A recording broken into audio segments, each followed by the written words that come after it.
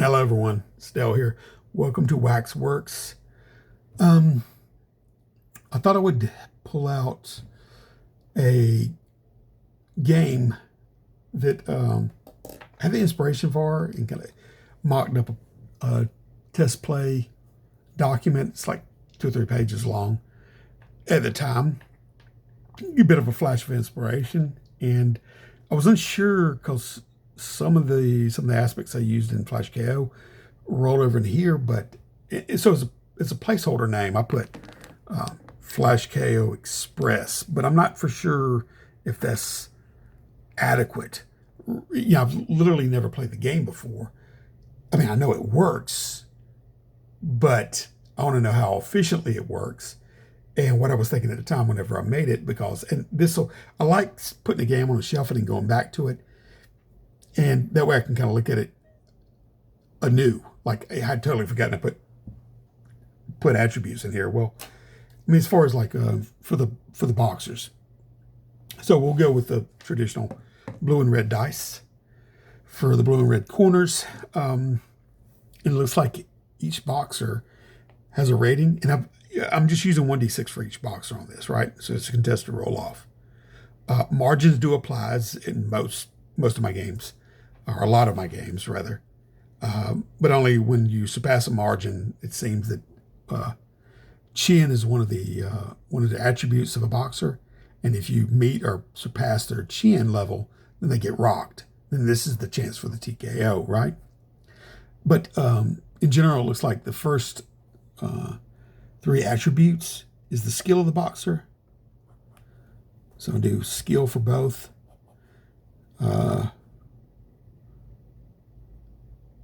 I'll do red, Roddy.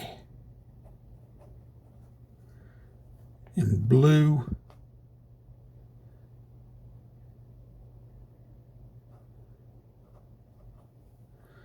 Bart. Dang, like a gunslinger. Anyway, skill, and then we get their power rating. And I may have pulled some of this from Jason's game too. I mean, as far as like being inspired a little bit of this boxing game, boxing time. Recovery. Obviously, if they get rocked, what they can do with that. And then their chin. Like I said, the margin actually in this, I guess that was my main core inspiration. It was taking the margin, and which margin, the larger the margin, that means how much more successful you were at beating the other boxer in the contested role. So obviously, whether you use your skill on him or, the mix of skill and power, well, power's a little bit different, it seems, but the skill, how devastating you were and how the potential chance of you rocking him. So if you're really super efficient, you'll get a wider margin and have a better chance of rocking the guy. CH. I'm going to go ahead and make these boxers, okay? Roll both die for them and rate them. And it seems what I'm reading here is 1 result is -1, 2 through 5 is 0, and 6 is a +1. That would be the modifier you add to the dice when you roll it. A little bit overhead to keep track of, but just lay it out here and you'll know. So skill, we'll do the skill first. And what I just described from 1 to +1 goes from skill, power, and recovery. Chin is a little bit different. That is a set value that means the margin. It seems it runs from 3 to 5. Using the same thing, like 1 is 3, 2 to 5 is 4, 6 equals 5. So here we go. Let's start with skill. 1 and a 6. That is, yeah. So red has a +1 because he rolled a 6, and blue has a -1. So basically, whenever they're rolling, this doesn't bode well for blue. Whenever they're rolling straight across from each other, one of them's going to be getting a +1 on the dice, and the other one will be getting a -1 on dice. So it seems that Red Roddy's a lot more skillful a boxer, right? Maybe blue might be a slugger. Who knows? We'll see what kind of power he's got in chin. It might be interesting. Let's roll for power now. Okay, blue, they're both 0. Because like I said, unless you roll a 1 or 6, you're not triggering a negative or a positive. It's just a 0. All right, now recovery is the same. It's just what modifiers hits your die, and 0, 0. So distinctly, Red Roddy has an advantage over here. But it would be interesting to see if Blue Bart was harder to knock out. But we'll see. We'll see. Chin's going to range from 3 to 5 points. So roll that. And it looks like they're both 4 because they're in the middle of it. All right. It looks like Blue Bart's going to have a time on his hands here. All right. Like I said, there's 3 modes of play where you get the quick play, which is 1 exchange per round. Hybrid is you play as many rounds as it takes, or exchanges it takes until the round is determined. Best 2 out of 3, basically. If Blue wins 2, there's no need to play the third one. Or you can just play fully where you always exchange 3. We'll go ahead and do that to get the full effect of the game. So round 1, 2, 3. Okay, because it'll be a little less, it suggests you start with 6 rounds. But I'm going to do, I would do a full 8.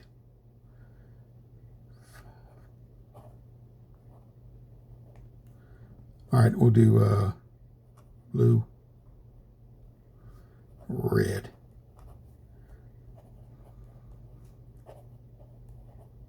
All right, starting over here, round 1. First exchange. Okay, the 6 and 2. So blue, well, I say 6 and 2, but it's 5 and 3. So all of a sudden, it was going to be a chin check. Red Roddy has 3, and Blue Bart has 5. And that's only 3. It would literally had to been a 6 and a 1 in Blue Bart's situation for him to affect Red Roddy. He would never be able to knock him if Red Roddy had a chin of 5. That would be a total mismatch. Wouldn't even set these guys up at that point. But nevertheless, there's no chin check, but Blue did win that round, 10-9. No, I'm doing the full 3 check. So he wins the first exchange, which we could call that a judge. This is some of the similarities to Flash KO. The next exchange. Okay, now Blue wins it again. There's no chin check, but he's winning it. No, excuse me. Blue is a -1, and red is a +1. So it actually inverted, and red wins that one. That's nuts. So I got to think, go down 1 on blue, go up 1 on red. A little bit of overhead there. So 2, 2, 2. That is a 10-10. So, yeah, this game requires you be, especially in these situations, be a little bit aware of what you're rolling on dice. So it looks like it's basically a flat on that round, you know, split decision. All right, we're going into round 2. See what happens here. Okay, red is 2 and blue is 1. So that sufficiently inverts the thing. And in 1. So red got that one. Let's roll again. Oh, red really obviously got that. Now look, red gives up a 6, and blue can't go down 0, obviously. So 6, but it is 5 on the chin check. So we have a chin check here on blue. I'm going to put, because red won this again, obviously. But we get a chin check. So this means that, now if you get, so many knockdowns, they're going to mass TKO points, right? Um, it seems that, yeah, one knockdown is worth 2 TKO points, and a failed recovery is worth 1. So this is why we stagger this, because it explains why I have a dual roll. So there's a chin check. Blue failed his chin. Red just rocked him. And when you're rocked, the recovery dice, blue is rocked. So he has to roll to get at least 5, using his recovery bonus or modifier, which is 0 for both of them. So it's a flat roll. So he has to get 5 or 6 to be able to recover out of this, right? To shake it off. No, he doesn't. Now, because he doesn't, he's hurt badly. So basically, that's essentially right now in the bank, he's got 1 TKO point. But he's down, and it could be a chance that he's knocked down. So now we go to the next level to see if there's an additional TKO point added onto it.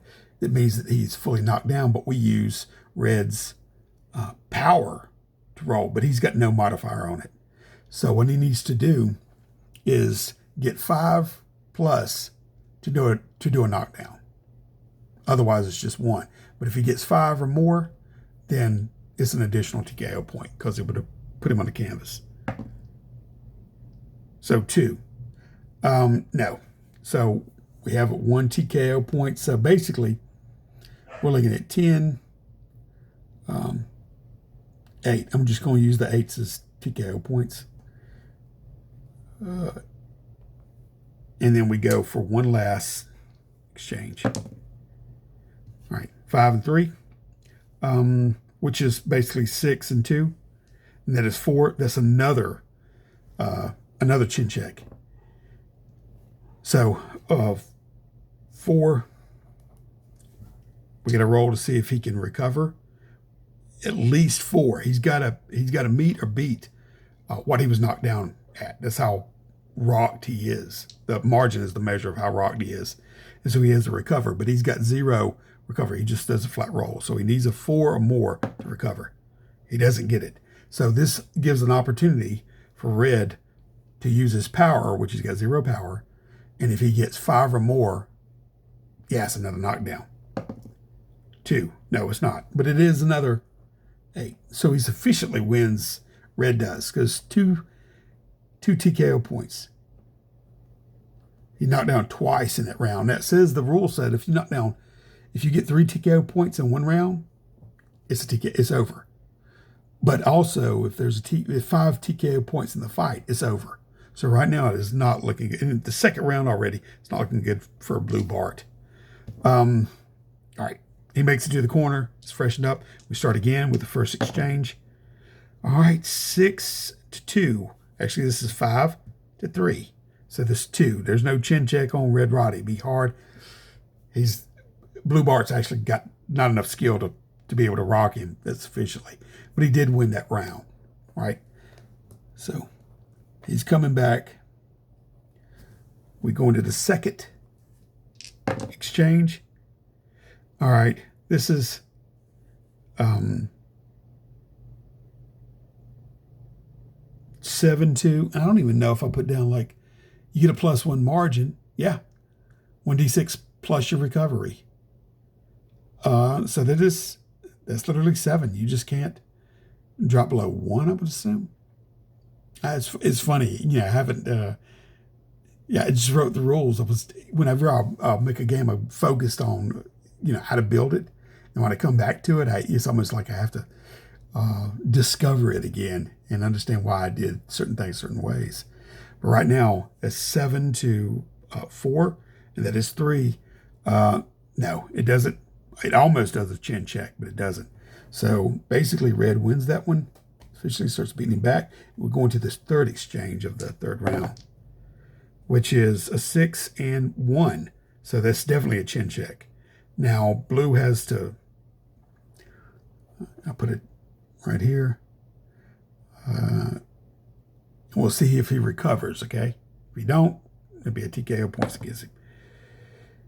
Okay, obviously he did not recover.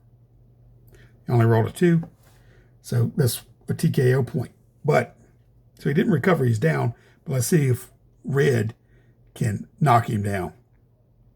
So red rolls, and there's no modifier for this.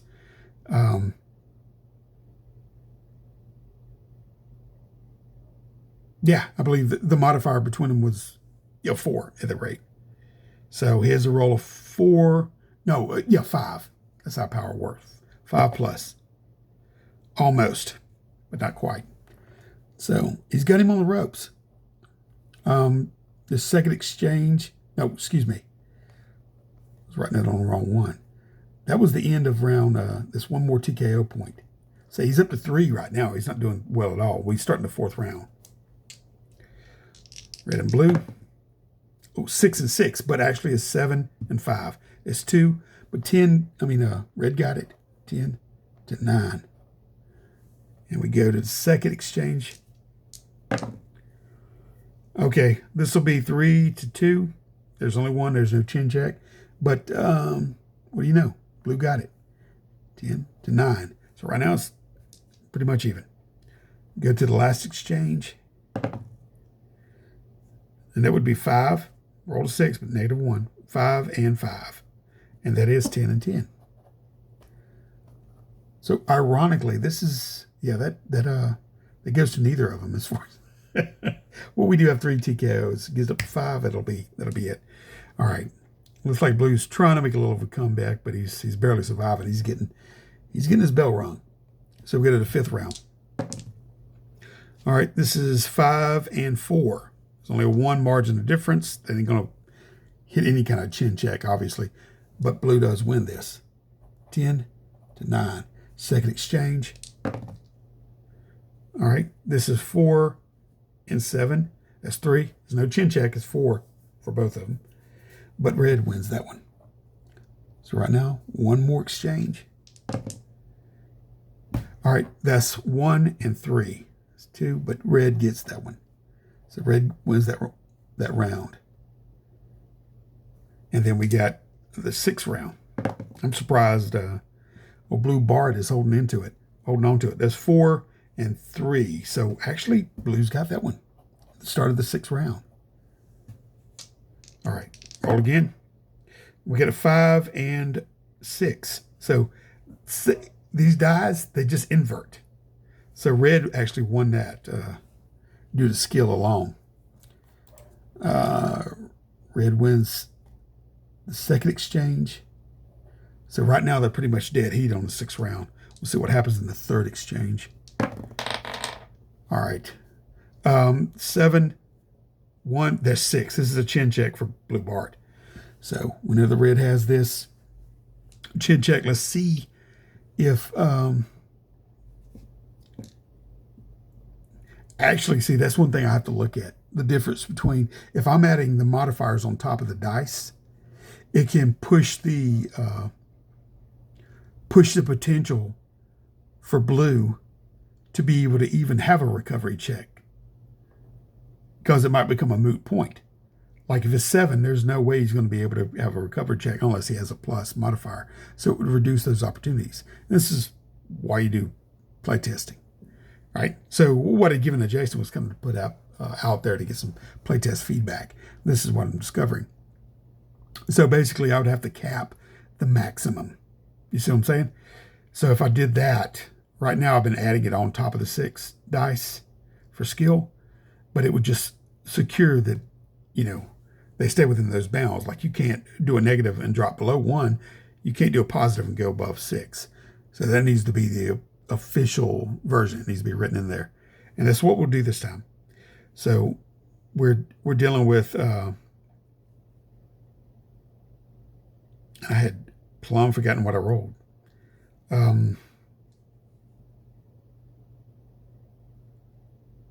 So 7, and I thought 3. I thought it was going to be 4 chin check.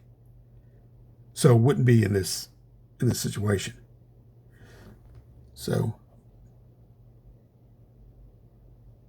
I'm going to put, no, wait a minute. It was like 6 and 7. So it needs to be a chin check. But he's got to roll. He's got to roll 5 because that was the,